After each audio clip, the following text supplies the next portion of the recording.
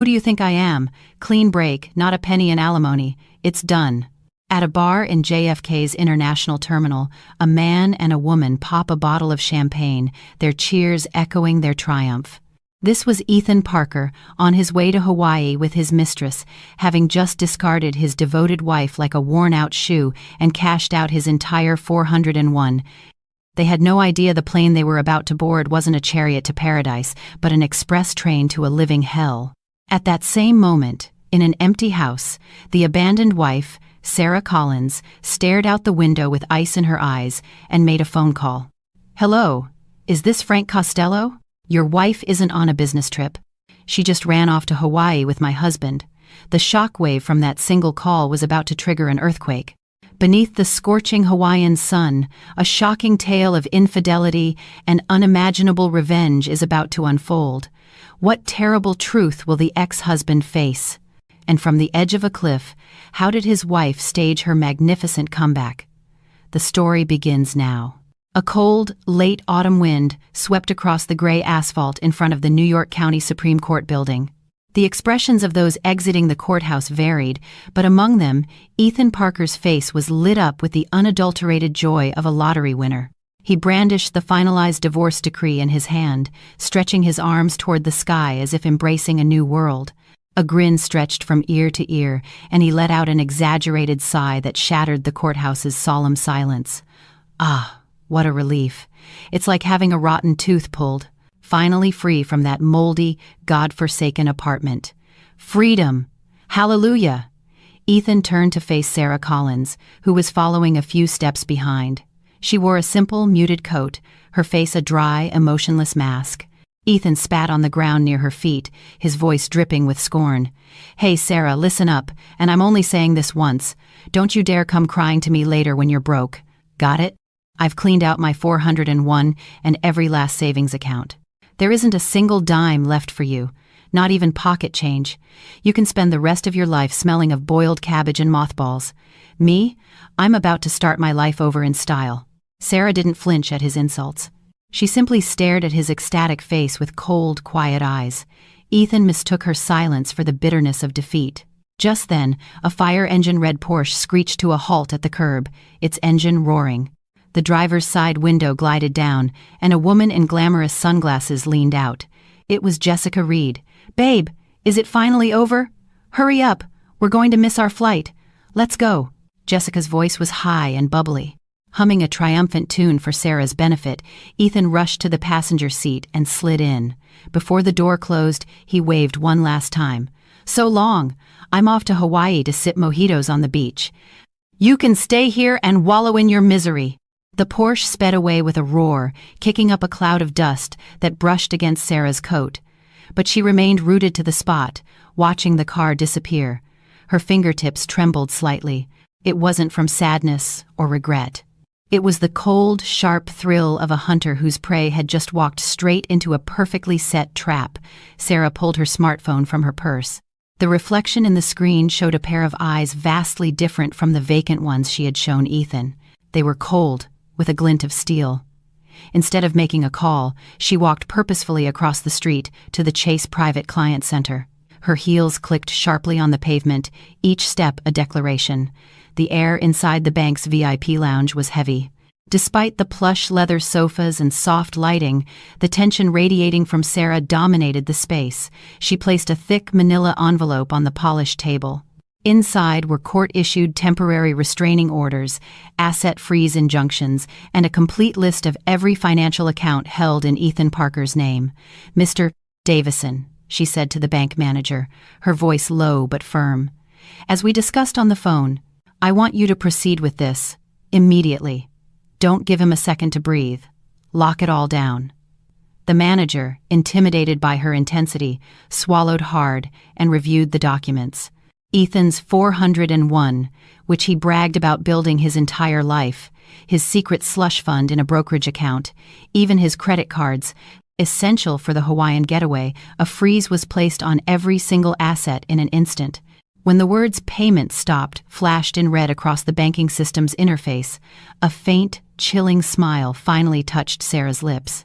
Ethan, The money you worship so much, it's about to become the rope that strangles you. Let's see how you handle this.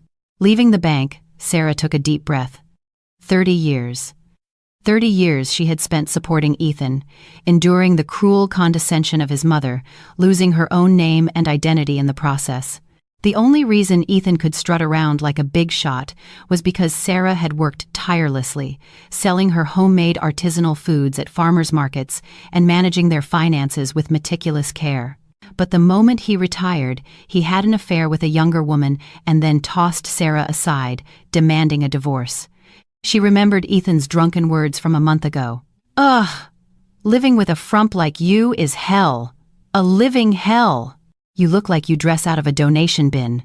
Get out of my sight. I can't stand to look at you." Sarah clenched her fists so tightly, her nails dug into her palms, drawing blood. She didn't feel the pain. The only thing in her heart was a raging fire of vengeance.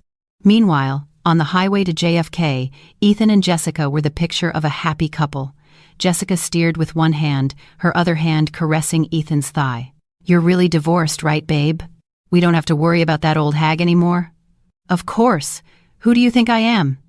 "Ethan Parker. Clean break, not a penny in alimony. From now on, all my money is your money, sweetheart. Buy whatever you want in Hawaii.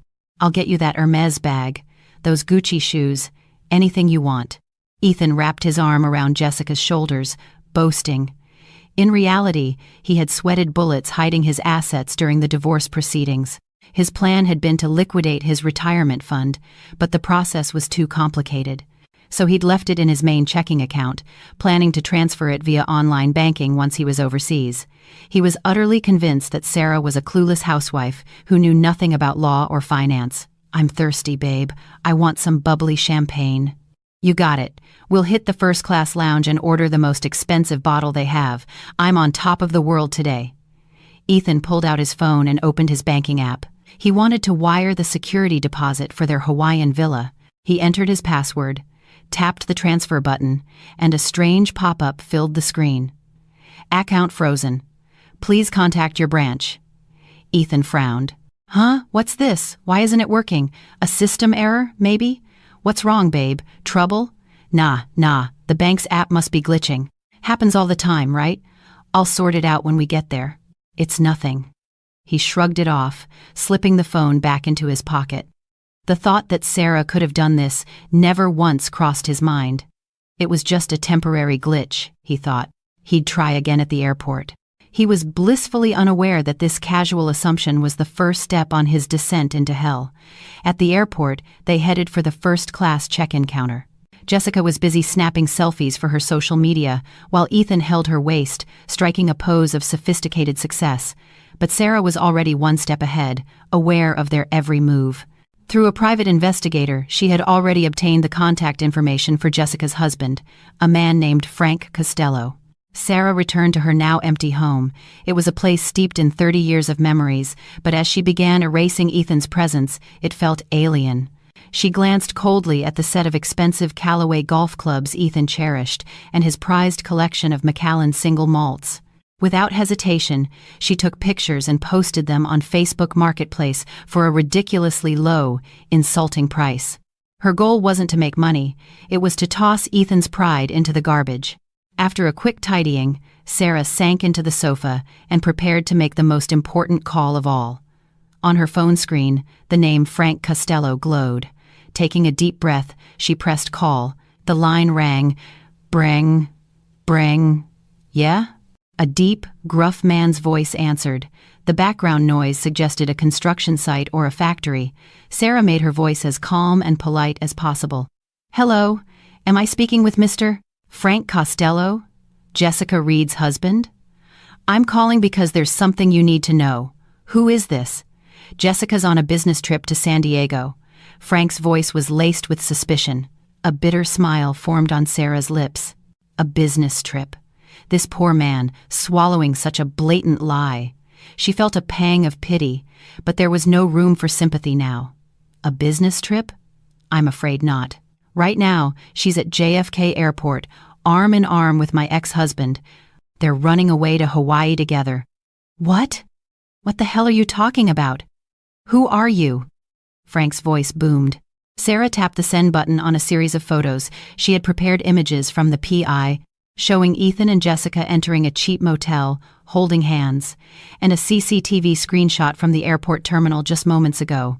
I've just sent you some photos, see for yourself. I've also included the hotel confirmation. It's a resort in Honolulu. I have their flight number too. There was a moment of silence on the other end, followed by the sound of something shattering and a roar of pure, animalistic rage. ARRRGH. Those filthy, I'm gonna kill them. I'll kill them both! Frank's fury vibrated through the phone. Sarah held the receiver slightly away from her ear and continued calmly. You'll have to move fast. Their flight takes off in 30 minutes, but even if you go now, you won't catch them. Why not wait for them in Hawaii instead? Sarah skillfully manipulated his anger. Causing a scene at the airport was one thing, but cornering two lovers with nowhere to run in a foreign land? That would be a far more devastating form of revenge. I'll give you the hotel and room number. Go and see with your own two eyes what your wife has been doing. The call ended. Sarah put down her phone and opened the balcony door. The cool night air swept in, calming her heated thoughts. Far in the distance, over the dark expanse of Queens, a plane blinked as it ascended into the night sky. Ethan and Jessica were on that flight. Goodbye, Ethan. You thought you were flying to paradise? You just fell into the fires of hell. Let's see how you like the heat. Sarah raised a glass of wine, toasting the distant aircraft. In the moonlight, the red liquid gleamed like dark blood. The die was cast. Ethan would only discover his financial ruin upon arrival in Hawaii, and the ticking time bomb named Frank Costello was already on its way. Sarah picked up a family photo from the end table. In it, Ethan wore a fake, saccharine smile. She hurled the frame against the floor. Crash! Glass shattered, spraying across the room. Her shadow fell long over the broken picture. Her revenge had only just begun. The overture to an elegant, meticulous, and merciless destruction had just been played. The moment the automatic doors of Honolulu International Airport slid open, a wave of hot, humid air slapped Ethan in the face. It was the polar opposite of New York's late autumn chill, but to Ethan, even the oppressive heat felt like the sweet taste of success. He adjusted his sunglasses and wrapped an arm around Jessica's waist. Dressed in a vibrant floral sundress, she pulled her designer luggage behind her, gasping with delight. Wow, babe, we're really in Hawaii. You can even smell the difference, can't you? This, my dear, is the smell of freedom. A world away from that stuffy, moldy apartment in New York, right? Ethan grinned, striding confidently towards the rental car counter. His heart pounded with anticipation, picturing himself cruising down the coastal highway in the convertible he had pre-booked. A friendly agent smiled and asked for his passport and credit card. Ethan smugly pulled the platinum card with the highest limit from his wallet and handed it over. The gesture reeked of arrogance. The agent swiped the card. A moment later, instead of the cheerful beep of approval, a sharp, ominous buzz filled the air. Beep, beep. The agent's smile tightened slightly. She tried swiping it again, but the result was the same. With an apologetic look, she handed the card back. I'm sorry, sir, but this card has been declined. It's showing a lost or stolen code. Ethan couldn't believe his ears. Stolen? That's impossible. He snatched the card back. That's my card. There's no way it's lost, he blurted out in a mix of frantic English and gestures. Jessica, watching from the side, started to frown. A cold sweat trickled down Ethan's back. He ripped open his wallet and threw all his other cards onto the counter. Try this one. And this one. This has to be a mistake. The agent patiently tried each card, but the answer was the same. Every single one was blocked. Ethan's face turned ashen. His hands trembled uncontrollably. He fumbled for his phone and launched his banking app. No, it can't be. Sarah couldn't have... The app loaded, and the account summary page appeared. Ethan's breath caught in his throat. Next to the balance of every account, in stark red letters, were the words, Asset Freeze, Court Order, his $500,000, 401, the $30,000 in his secret brokerage account. Even the spare change in his checking account. Every penny was frozen solid. Babe, what are you doing? There are people waiting. Just pay already, Jessica snapped, nudging his arm. Ethan looked at her with dazed eyes. His mouth was dry as dust. He couldn't form words. It must be a system error, honey. Maybe all the New York banks are down for maintenance? The cards aren't working. He forced a pathetic smile. Jessica sighed in exasperation, pulling her own card from her purse and handing it to the agent. Seriously, babe? I thought you were a millionaire. This is so embarrassing. Just use mine for now. You can pay me back at the hotel. The transaction went through with her card, and they got the keys, but Ethan's feet felt like they were made of lead. The top of the convertible was down, and a cool breeze blew through, but his back was drenched in a cold sweat. He gripped the steering wheel, his hands shaking, stealing nervous glances at Jessica. The joyful expression she'd had upon arrival was gone, replaced by a cold, stony mask. At the same time, back in New York, another scream of outrage was erupting at Ethan's family home. His mother, Eleanor Parker, stood red-faced at the checkout line of a Whole Foods, a mountain of prime rib roasts and expensive organic produce piled on the conveyor belt. A long line of impatient shoppers snaked behind her. Is this machine broken? This is my son's card? Why isn't it working? Try it again, young lady. Eleanor waved the card at the cashier, her voice shrill. The cashier, looking uncomfortable, tried again, but the same transaction-denied message appeared. A young man behind her finally lost his patience. Ma'am, if you don't have the money, please step aside. Some of us have places to be. What did you say? No money? Do you know who my son is? He was a vice president at a major tech firm. Eleanor fumed, digging through her purse for another card. It was a supplementary card under Sarah's name. Naturally, it was also declined. Eventually, the store manager had to intervene, and Eleanor was forced to leave the store empty-handed, humiliated. On the drive home, she unleashed her fury on her daughter, Megan. Megan, call your brother right now. That witch of a wife must have blocked the cards. Is she trying to starve us to death? Megan, lounging on the sofa eating chips, dialed Ethan's number. Mom, his phone's off. Why don't you call Sarah? Still seething, Eleanor tried calling Sarah, but the call didn't even ring. It went straight to a dead tone. She had been blocked. That insolent brat. How dare she block her mother-in-law's call? That's it. We're going over there right now. Eleanor and Megan took a taxi to Sarah's apartment, barely scraping together enough cash from Megan's wallet to pay the fare. They stood defiantly at the front door. Eleanor confidently punched in the old key code. 1234. Ethan's birthday. Beep, beep, beep. An error tone blared instead of the familiar unlocking chime. Mom, she must have changed the code. Ring the bell. Eleanor mashed the doorbell repeatedly. Ding dong, ding dong. The intercom screen lit up, and Sarah's voice came through, but the door remained shut. Who is it? Her voice was colder than the winter wind. Eleanor shoved her face up to the camera. It's me, your mother-in-law. Open this door. Have you lost your mind? Why did you block the cards and change the code? Open up right now. Inside, Sarah sat on her sofa, sipping tea and watching the monitor. The image of her screaming mother-in-law and sister-in-law looked as ridiculous as monkeys in a zoo. She set down her teacup and spoke softly. I've divorced Ethan. We're not family anymore, so please don't come here again. If you continue to cause a disturbance, I will call the police. What? Divorced? Who said you could get a divorce? And this is my son's apartment. What right do you have to call the police on me in my own son's home? Eleanor started kicking the door. Her shrieks echoed down the hallway, causing neighbors to peek out of their doors with annoyed expressions. Sarah sighed and pressed the button for building security. Yes, security? This is apartment 10B. There are some aggressive salespeople at my door causing a scene. Could you please have them removed? A few minutes later, 2 burly security guards emerged from the elevator.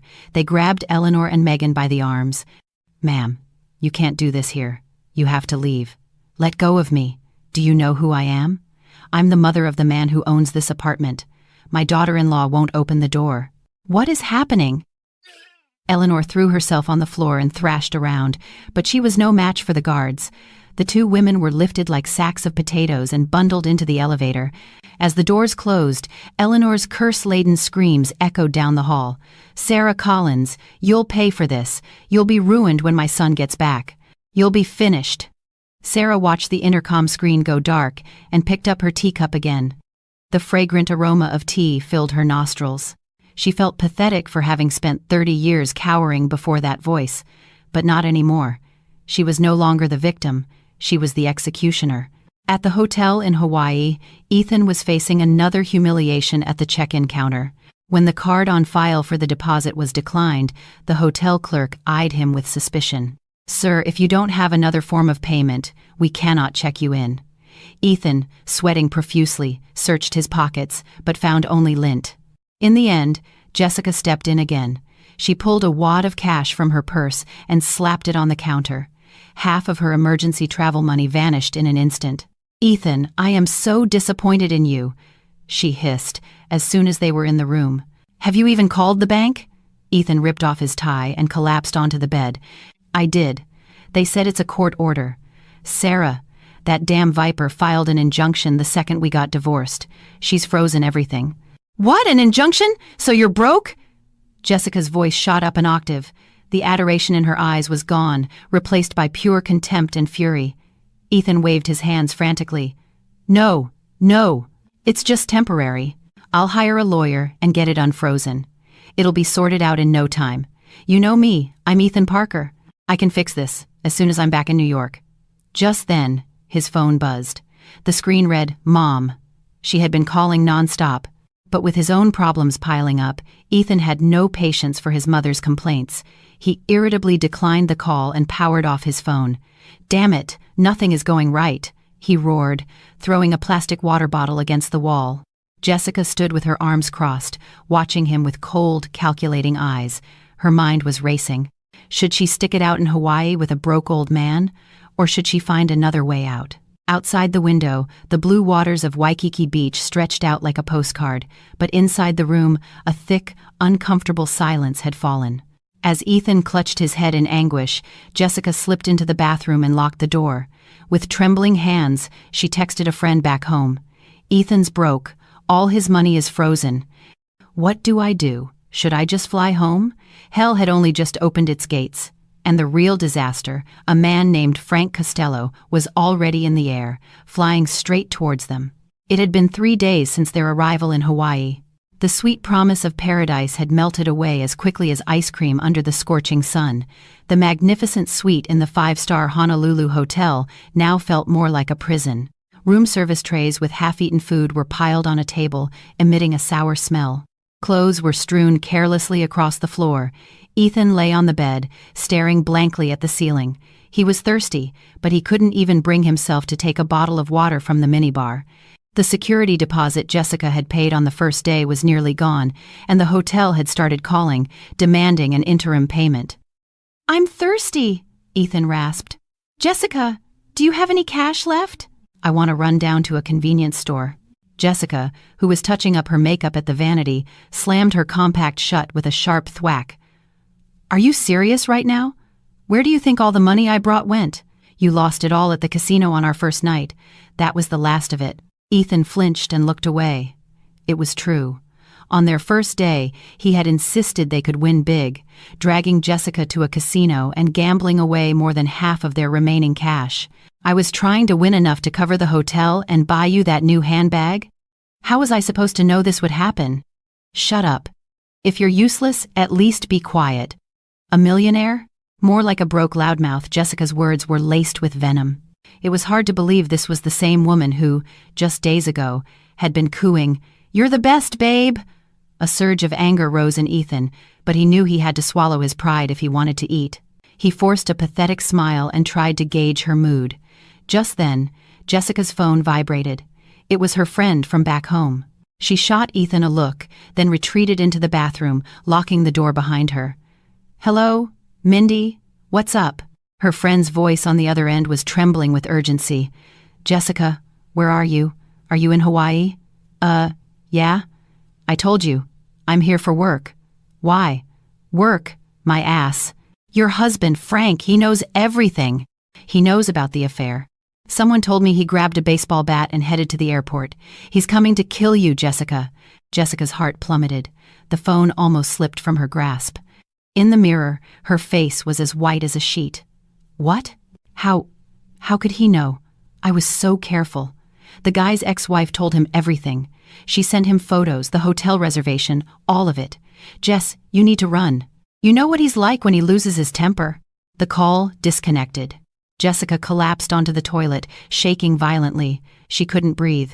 Her husband, Frank, was a quiet man most of the time, but when he snapped, he was capable of destroying everything in the house. And now he was coming all the way to Hawaii.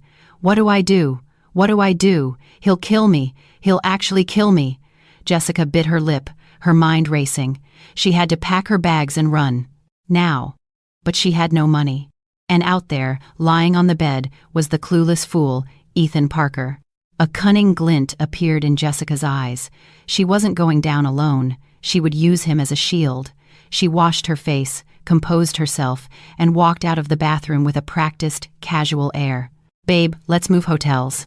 This place is way too expensive. We can find a cheaper place until your money is unfrozen." Ethan's eyes widened. He never expected Jessica, who had insisted on the 5-star resort, to suggest moving. "Oh, okay. If you're fine with that, then so am I."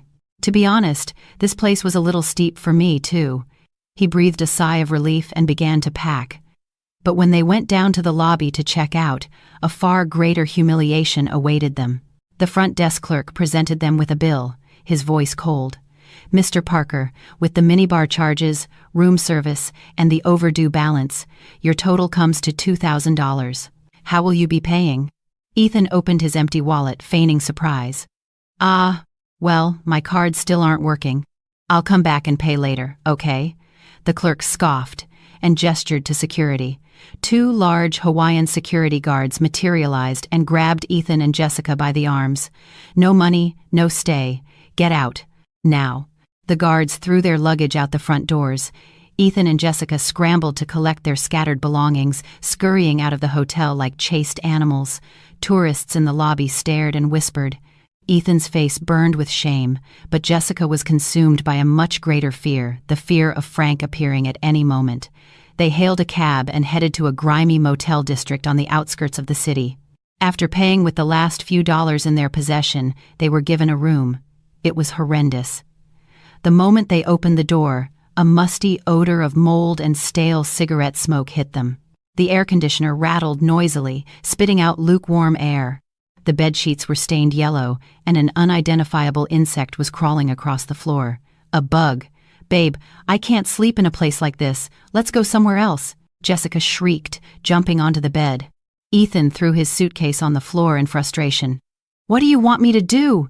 We have no money. If you had just paid the bill at the hotel, we wouldn't have been kicked out. Why is it always my fault?" "What? It was my money that you spent." A millionaire? 500,000 in the bank? It was all a lie, wasn't it? Their pent-up frustrations exploded. In the cramped motel room, they screamed at each other, pointing fingers. "You know what, Jessica? Let's be honest. You were only with me for the money, right? The second it disappeared, you showed your true colors. You bet I was with you for the money. You think I'd be with a wrinkly old man like you for fun? I thought you were rich, but you're just a broke loser." Jessica's venomous words made Ethan see red. He raised his hand to slap her, but stopped. She was glaring at him with murder in her eyes. "Go on, hit me. Do it. That's assault. The second I get back to the States, I'm reporting you." Ethan's raised hand trembled as he slowly lowered it. He felt incredibly small. The memory of sipping champagne in first class just 3 days ago felt like a lifetime away. All that was left was a smelly motel room and 2 animals ready to tear each other apart. At that same moment, at the arrivals gate of Honolulu International Airport, a burly man in dark sunglasses stepped through the automatic doors. It was Frank Costello. In his hand, he carried an old golf bag. No one knew if it contained golf clubs or a baseball bat, but the murderous aura he emanated was enough to chill the tropical air. As soon as he was outside, Frank pulled out his phone and made a call to the local fixers he had hired. "It's me. I'm here. Did you find them?" On the other end, a voice reported urgently. "Yes, Mr. Costello. They were just kicked out of the S Hotel and took a cab to a motel district on the outskirts. We paid off the driver and got the location. Sending you the address now." A cruel smile spread across Frank's face. "Good. I'm on my way. Block all the exits. Make sure they can't escape." Frank climbed into a black van that was waiting for him. The sound of the door sliding shut was as heavy and final as a coffin lid closing. Back in the motel room, exhausted from fighting, Ethan huddled on the edge of the bed and turned on his phone. He sent dozens of texts to his friends, begging for money, but received no replies. Sarah had already spread rumors that Ethan had a gambling problem and was hitting everyone up for cash.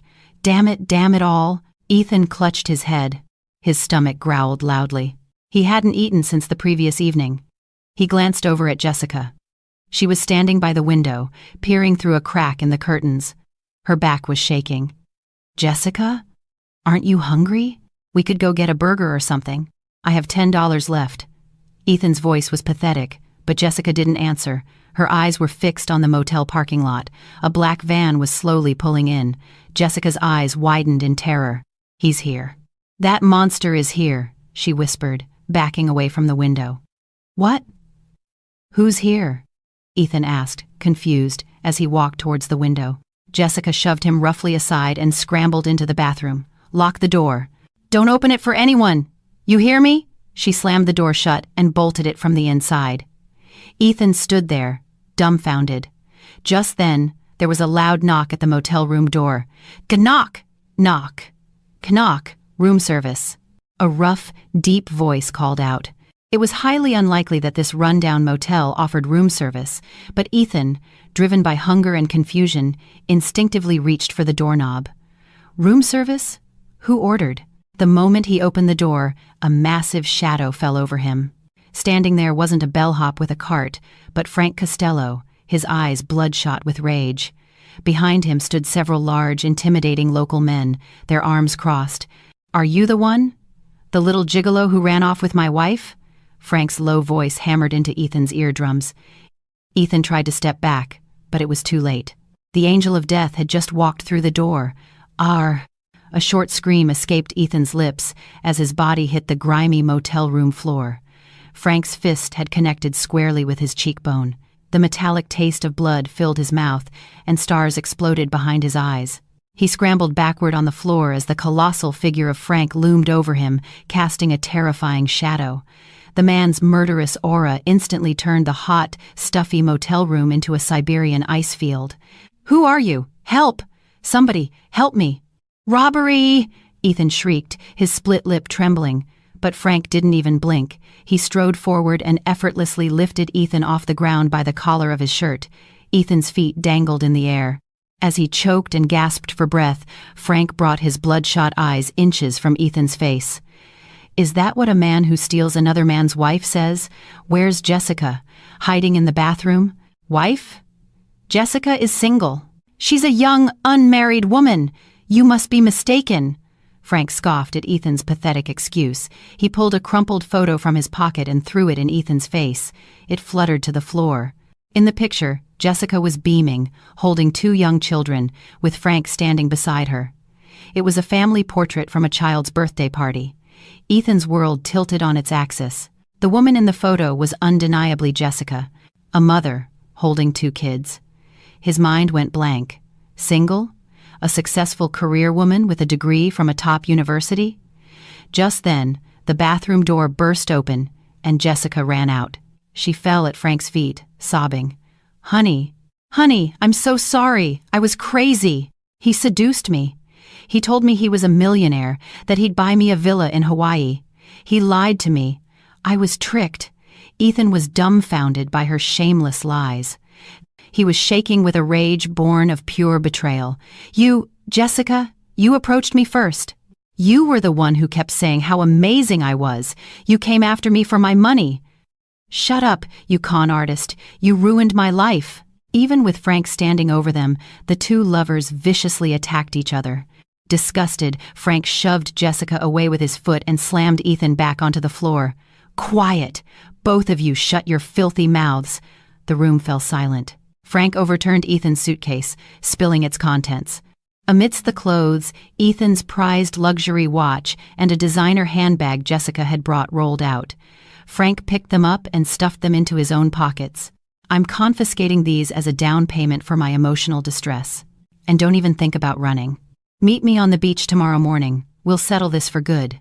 If you don't show, I won't be aiming for your face. I'll be aiming to break bones." Frank left, slamming the door behind him. The motel room, now ravaged by a storm of violence, was eerily quiet. Ethan clutched his swelling face, staring numbly at the family photo on the floor. Jessica was huddled in a corner, biting her nails and trembling. Love? Romance? It had never existed. All that remained were the pathetic ruins of two greedy con artists. At that same moment, in a penthouse office in Manhattan, the scene was the polar opposite of the squalor in Hawaii. Floor-to-ceiling windows offered a breathtaking view of the Hudson River. Soft classical music played, and the aroma of freshly brewed premium coffee filled the air. Sarah Collins sat at the head of a large conference table, a fountain pen in her hand. Across from her, executives from one of the nation's leading food corporations sat with tense expressions. They were there to sign a contract to license the patent for the natural fermentation seasoning Sarah had spent a lifetime developing, and to launch a nationwide franchise. Miss Collins, this offer is the best in the industry. Our group holds your expertise in the highest regard, a senior executive said, respectfully sliding the contract towards her. Sarah glanced at the figure written on the contract. $50 million. It made the $500,000 Ethan had boasted about seem like pocket change. A confident smile played on her lips as she signed her name. The soft scratch of the pen on paper was more beautiful than any music. Thank you. I look forward to working with you all, she said, extending her hand. The executive practically bowed as he shook it with both of his. Her staff erupted in applause. Congratulations, Miss Collins. You finally did it. Thank you, everyone. Dinner tonight is on me. Book the finest hotel buffet in the city. Her employees cheered. Sarah walked to the window and looked out at the New York skyline. This was a level of success she could never have dreamed of while living with Ethan.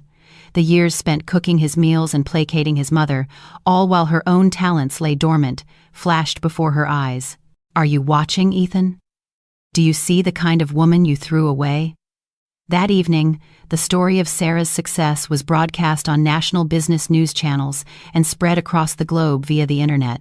On screen, Sarah, dressed in a chic power suit, gave an interview with poise and confidence. My divorce was not an end, but an opportunity. By cutting away the rotten flesh, new life was able to grow. In a strange way, I want to thank the man who abandoned me. Because of him, I was finally able to discover my true worth. The camera zoomed in on her confident eyes. There was not a shadow of doubt in her face, only the radiant aura of a victor. Night fell again in Hawaii. Kicked out of the motel, Ethan and Jessica wandered the streets with nowhere to go. After Frank's visit, the motel owner had thrown them out for causing a disturbance. Each dragging a suitcase, they looked no different from the city's homeless. Ethan stopped in front of a convenience store, staring blankly at the TV mounted inside. It was tuned to a CNBC, and on the screen was a replay of Sarah's interview. He couldn't believe his eyes. Sarah, the woman on the screen, was dazzlingly beautiful. This wasn't the woman he knew, the one in a faded t-shirt and apron who haggled over the price of vegetables. A string of pearls on her neck shimmered under the studio lights. The caption read, "Female CEO Sarah Collins hits $50 million jackpot." $50 million. The handle of the suitcase slipped from Ethan's grasp and clattered to the sidewalk. 50 million, 100 times his entire retirement fund. No, right now, even that was frozen, leaving him penniless while the wife he'd abandoned was sitting on a mountain of cash. No way, that's all my money. She started that business with the money I earned. Ethan pressed his face against the store window and let out a guttural scream. Passers-by stared at him like he was insane, but he saw nothing. Betrayal, jealousy, regret, and a burning sense of injustice churned in his gut, making him sick. Jessica, standing beside him, was also staring at the screen, her mouth agape. "Babe, that woman is loaded. She was the rich one all along," she shrieked, turning on Ethan. "Why didn't you tell me? If I had known your wife was that successful, I never would have bothered with you. Go get some alimony from her. With that kind of money, we could live like kings." Her words were like salt in his wounds. Ethan glared at her, his eyes bloodshot. "Shut up, you gold-digging snake. This is all your fault. You ruined my life. If you hadn't come on to me, all of that money would be mine right now. Don't blame me. You're the one who couldn't control himself and came drooling after me." They started fighting right there on the sidewalk, grabbing each other's hair and wrestling on the ground. Their suitcases fell over, spilling clothes into the dirty rainwater.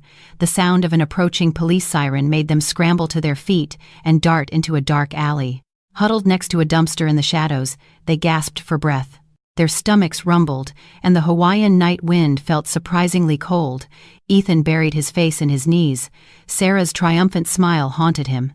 The wife he had mocked and abused, the wife he had insulted for her simple clothes, was now a shining star far beyond his reach, while he was shivering like a rat next to a garbage can. "Sarah, I was wrong, honey." Ethan wept with belated regret. But his tears weren't for the love he had lost, but for the money that had slipped through his fingers. Beside him, Jessica was furiously searching for news articles about Sarah on her phone, already scheming for a way to get a piece of the pie. It was the difference between heaven and hell. Sarah, sipping wine in her Manhattan penthouse, and Ethan, breathing in the stench of garbage in a Hawaiian alley. Their fates had diverged completely. But Ethan's fall was not over. The next morning, on Waikiki Beach, an even greater humiliation awaited him. Frank Costello's threat was no empty promise. Shivering, Ethan pulled the torn collar of his shirt tighter, praying the night would never end. But mercilessly, the eastern sky was already beginning to glow with the first light of dawn. The second act of his hell was about to begin. The Hawaiian sun was relentless. The midday heat beat down on the sands of Waikiki Beach, turning it into a sizzling frying pan. In the Emerald Ocean, tourists in bikinis shrieked with joy as they rode the waves, but for Ethan and Jessica, huddled in the shade of a palm tree, it was a scene from another universe. Ethan's lips were cracked and peeling. His unwashed hair was matted to his forehead. Jessica's designer dress was now a wrinkled, stained rag. She stared blankly at the ocean. The rumbling in their stomachs was as loud as thunder, but their pockets were empty. Ethan swallowed hard, his eyes darting around. He saw a family walking by, eating hot dogs. Pride was a luxury he could no longer afford. He staggered towards them. "Excuse me? Me? $1? $1, please. Hungry." Ethan held out a trembling hand. The man looked at him with disgust and waved him away. "Get lost." He shoved Ethan, who stumbled and fell onto the sand. Shame burned his cheeks, but hunger was a more powerful force. He didn't even bother to brush the sand from his hands as he trudged back to Jessica. "Hey, you go try. You're a woman. Maybe they'll feel sorry for you," he snapped. Jessica just kept tracing meaningless patterns in the sand with her finger, her head bowed low. "Shut up. Whose fault is this anyway? If you hadn't pretended to be a millionaire, I never would have come here. What did you say, you witch? Still haven't learned your lesson?" Ethan raised his hand to strike her. Suddenly, a massive shadow fell over them, blocking out the sun. A chill ran down their spines. Ethan instinctively looked up. Backlit by the sun, a colossal figure stood over them. It was Frank Costello. Behind him, 4 menacing-looking local bodyguards formed a wall, blocking any chance of escape. "Found you, you little rats." Frank's low, gravelly voice struck Ethan like a physical blow. He tried to scramble to his feet, but his legs gave out and he collapsed back onto the sand. The moment Jessica saw Frank, her face went pale and she started crawling backward. "Honey." Frank ignored her. He strode forward and grabbed Ethan by the collar, hoisting him into the air like a sack of garbage. As Ethan kicked and struggled, he found himself staring directly into Frank's murderous eyes. "Are you the one? The pretty boy who was playing around with my wife? Who are you? Help! Police!" Ethan gasped, his voice a strangled wheeze. Tourists nearby began to stop and stare, but no one dared to intervene, intimidated by the large bodyguards. Frank slammed Ethan down onto the sand. Ethan coughed, his mouth filling with grit. Frank tossed a sheaf of papers at him. "Read it. See exactly who you ran away with." Coughing, Ethan shakily picked up the papers. They were a marriage certificate and birth certificates, all officially translated into English. Clipped to them was a photo. Ethan's eyes nearly popped out of his head. The documents clearly listed Jessica Reed's spouse as Frank Costello, with 2 children listed below. The photo showed a happy Jessica with Frank and their 2 kids. A thunderclap went off in Ethan's brain. Single, a career woman, educated abroad, everything Jessica had told him was a lie. The woman for whom he had abandoned his wife of 30 years was a married mother of 2, a con artist. He looked over at Jessica, who was lying face down in the sand. You were a mother? You were married?" His voice trembled with betrayal. Jessica scrambled to her feet and clung to Frank's leg, wailing, "Honey, it's a misunderstanding. I was kidnapped. He drugged me and brought me here. I wanted to go home." "You liar!" Ethan, losing all control, lunged at her. "You seduced me. You asked if I had money. You begged me for a mansion. You did this. Get off me, you broke loser." They rolled around in the sand, pulling each other's hair in a pathetic brawl. Jessica raked her nails across Ethan's face, drawing blood. Ethan yanked a fistful of her hair. The passionate, adulterous couple had devolved into two feral animals. Frank watched the spectacle with cold, detached amusement, his arms crossed. The surrounding tourists pulled out their phones and started recording. Someone even started a live stream titled, "Reality Show, Meltdown in Hawaii." "Enough," Frank barked. The bodyguards moved in and pulled them apart. Panting, their clothes torn and their bodies covered in sand, they glared at each other with pure hatred. Frank squatted down in front of Jessica. "Stop the act. It's pathetic. My lawyer will be in touch when you get back to New York. I'm filing for divorce. And for full custody, I'm also suing you for every penny you stole from my credit cards to spend on this loser. Honey, please, I'm sorry. Just give me one more chance for the kids," Jessica begged. "The kids? Don't you dare mention them. You're not fit to be a mother." Frank ripped the designer handbag off her shoulder. "You bought this with my money, right? It's mine now." He then walked over to Ethan, who cowered away. Frank grabbed Ethan's wrist and brutally unclasped his Rolex. "Hey! That's mine! That's all I have left!" Ethan cried, reaching for it. Frank's fist slammed into Ethan's stomach. "Oof!" Ethan doubled over, gasping for air. Frank held the watch up to the light, sneering. "Consider this another payment for emotional damages. If you don't like it, sue me when you get back to New York." With the watch and the handbag, Frank stood up. He looked down at the two pathetic figures on the ground. "I'm not taking your passports. You can find your own way back. But if you don't show up, I'll report you to Interpol and have you listed as international fugitives." Frank turned and walked away, his bodyguards clearing a path. He disappeared from the beach, leaving behind Ethan and Jessica, now utterly destitute. The flashes from the tourists' cameras were relentless. "Look at that guy, a cheater, totally busted." The sounds of laughter and ridicule were louder than the crashing waves. Ethan buried his face in his hands. He wanted to die of shame. The respectable image of a successful corporate VP, carefully cultivated for 30 years, had been shattered to pieces on a Hawaiian beach. Beside him, Jessica was screaming, "My bag! My designer bag!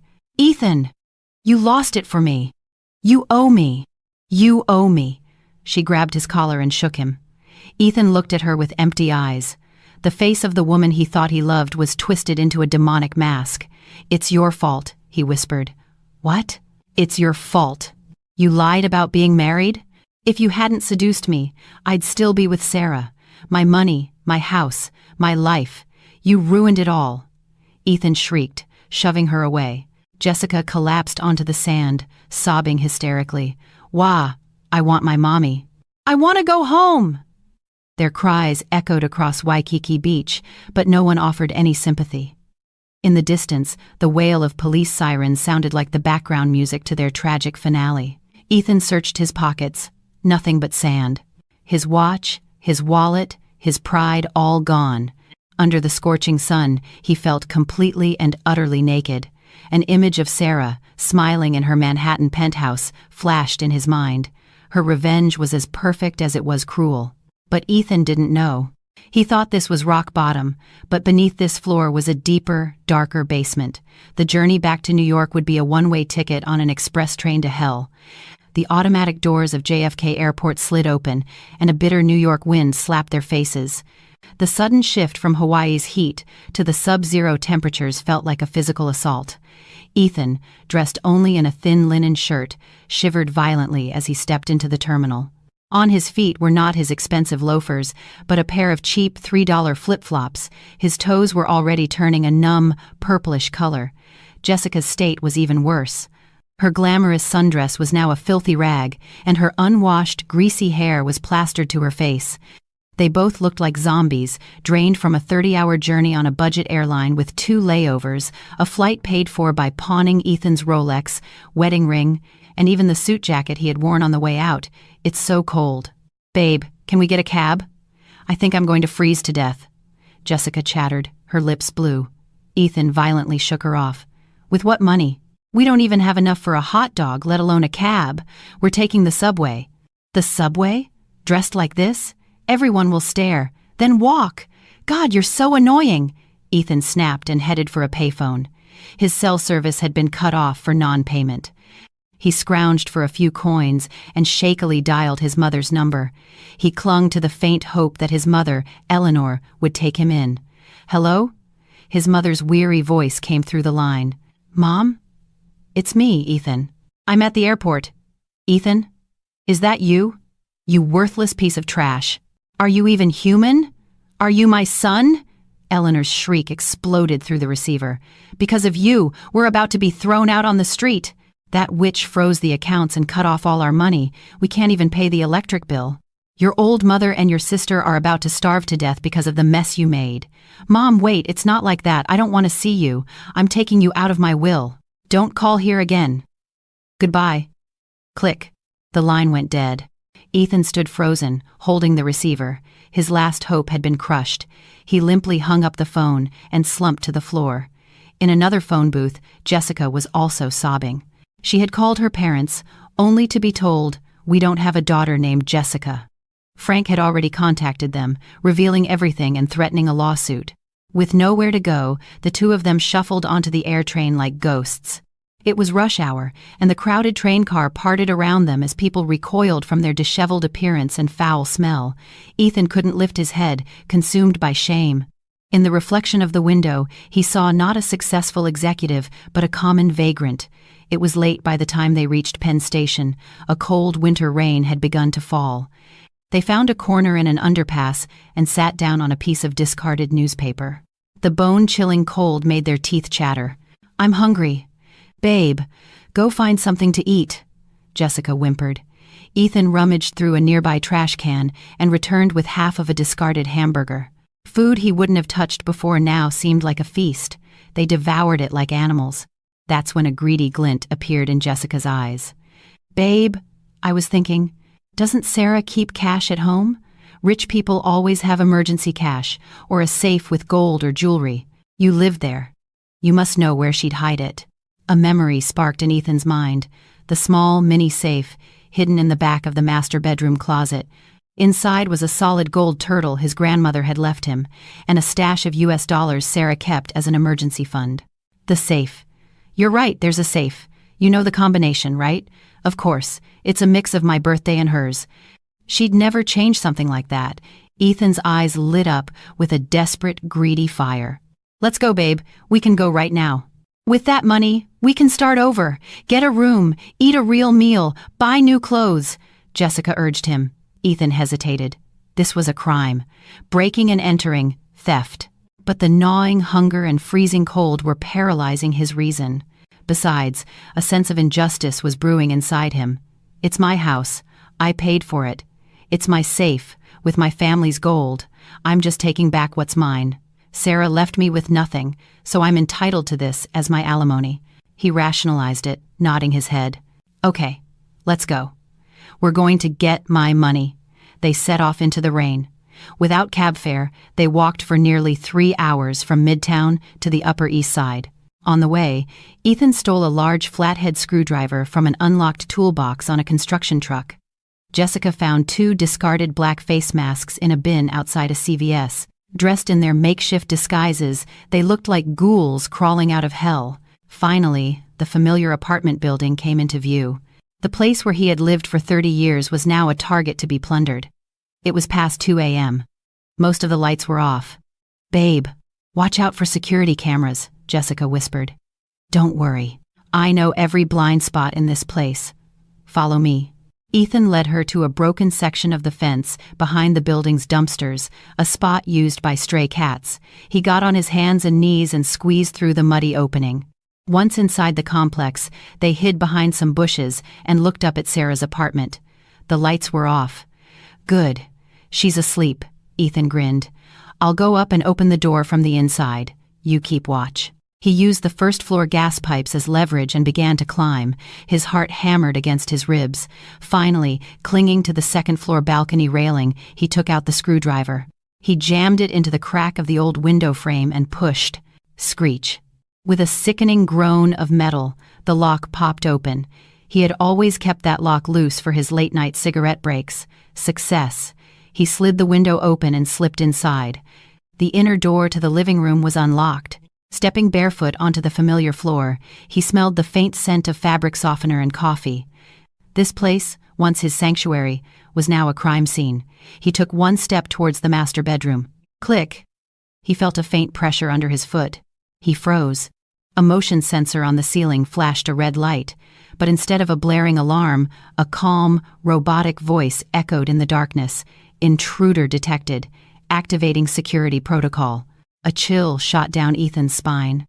This wasn't the old, simple security system he knew.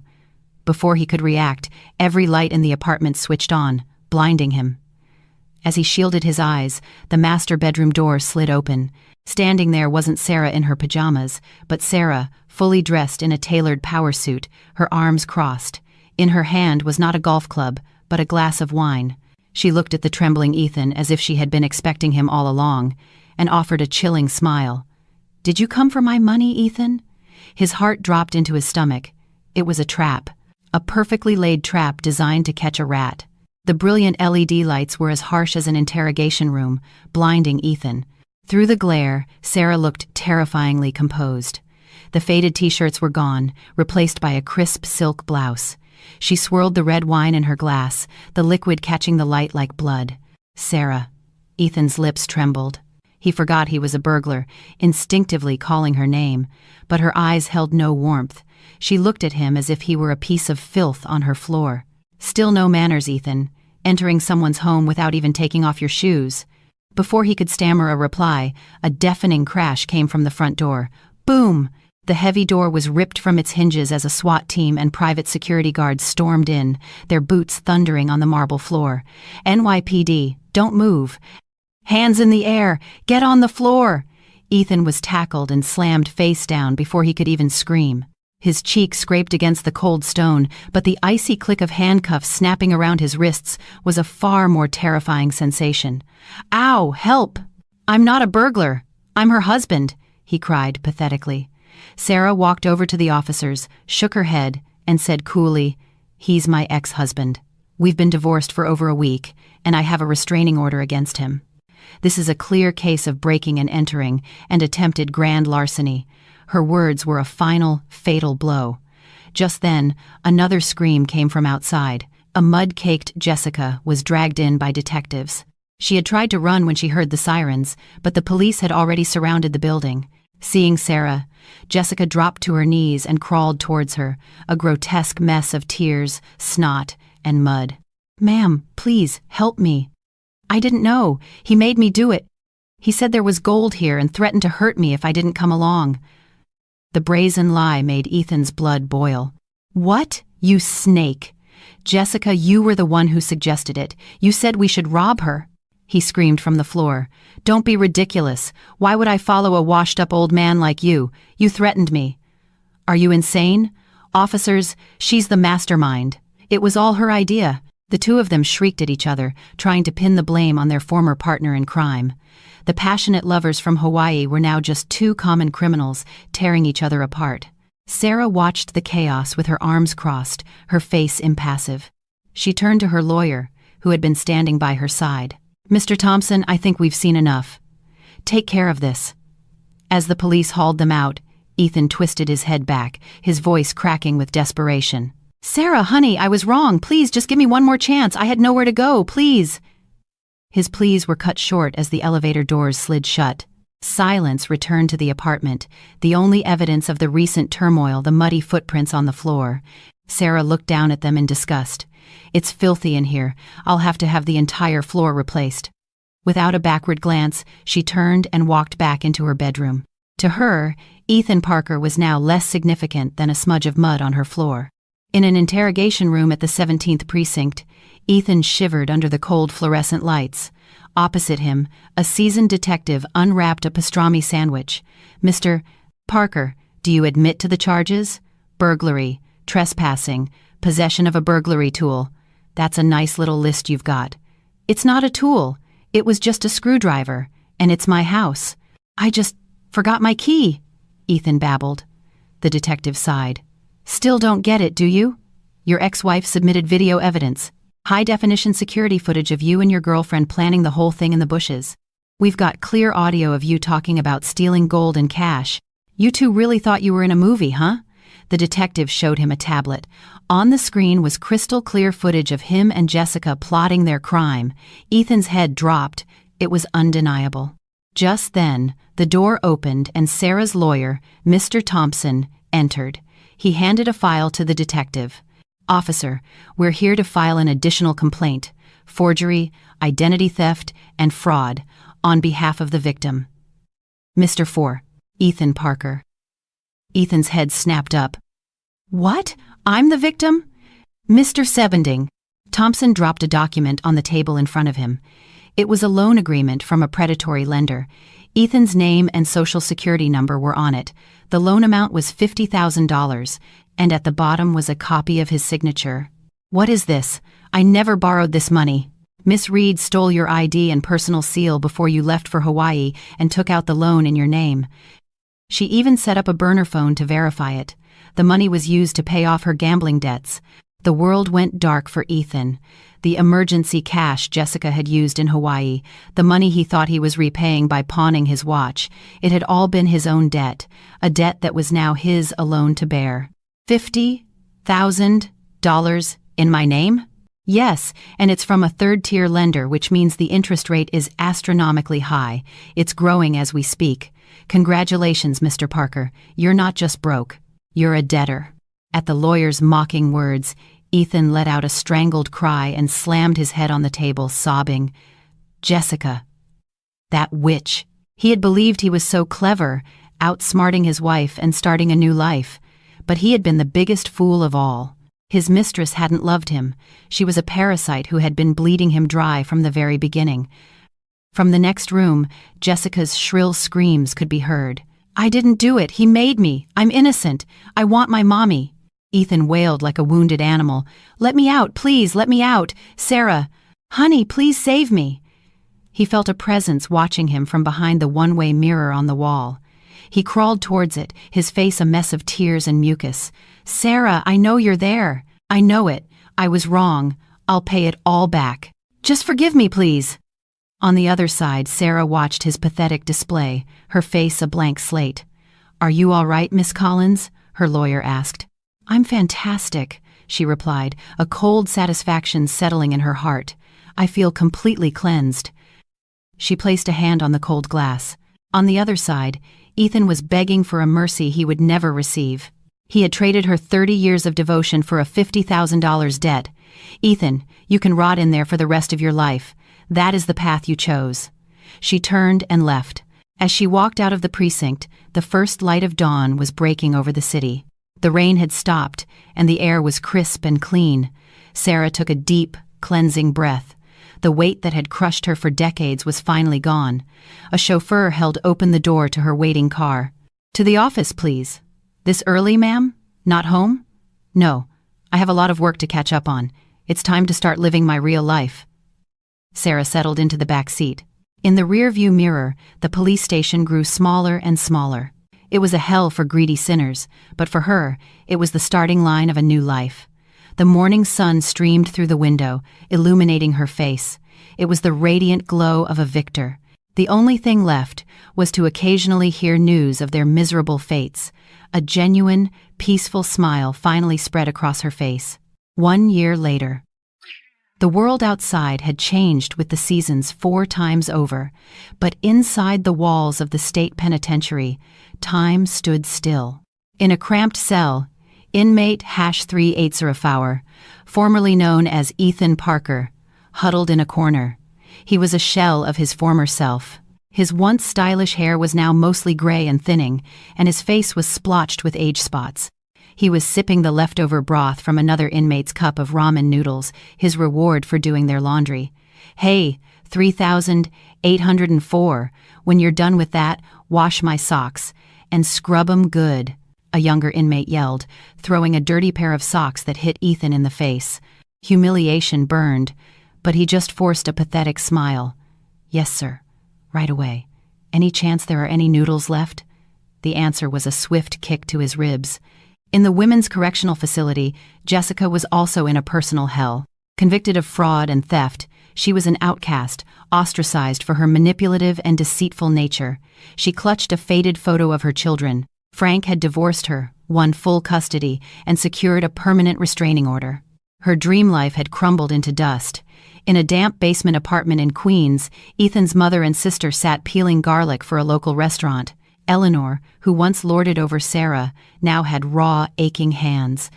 Suddenly, a familiar face appeared on their small, old TV, and this year's Businesswoman of the Year award goes to Miss Sarah Collins, CEO of Sarah's Table. They stared, dumbfounded. On the screen, Sarah, radiant in an elegant gown, accepted a trophy. She looked younger, more beautiful than ever. Eleanor burst into tears.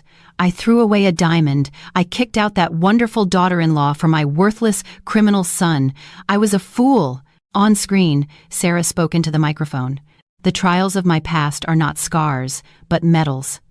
Being pushed to the edge of a cliff forced me to learn how to fly. Ironically, I owe my current success to the very people who abandoned me." After the ceremony, Sarah was escorted by a handsome, distinguished man, David Chen, her business partner and new love. "You were brilliant tonight, Sarah," he said, his eyes full of genuine admiration. "Thank you, David. I couldn't have done it without you. You did this all on your own. I was just lucky enough to be here to applaud." He squeezed her hand. "I've made a reservation at that restaurant you love, the one with the view of the river." They smiled at each other, their happiness as bright as the city lights. Back in the prison common room, Ethan saw the news report. The headline read, "From Divorcee to Mogul. Sarah Collins' company hits $100M in annual revenue." The screen showed a photo of Sarah, smiling warmly beside David Chen. The broom fell from Ethan's hands. Sarah, the woman on the screen, was a stranger.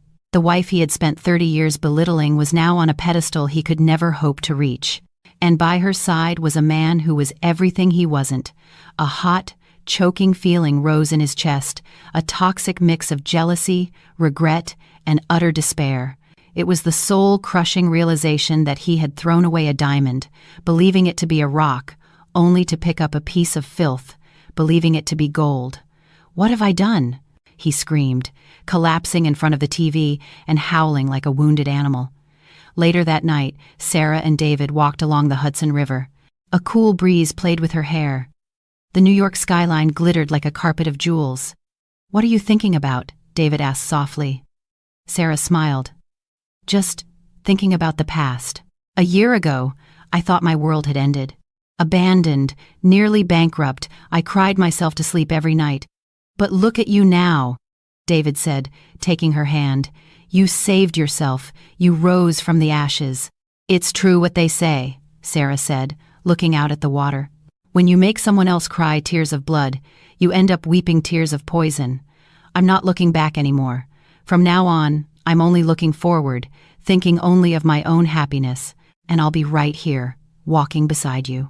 Fireworks suddenly exploded over the river, painting the night sky in brilliant colors, a spectacular celebration, as if just for her.